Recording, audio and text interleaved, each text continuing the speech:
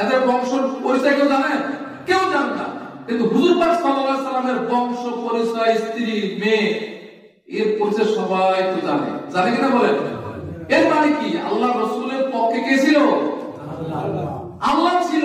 এই জন্য আল্লাহ তাআলা সব জানাই দিয়েছে যে আমার দোস্তকে আমি সর্বসময় আমি সাথে যখন থাকবো, আমার নবীকে, আমার দোস্তকে আমি বিজয় করেই দেবো। সুবহানাল্লাহ।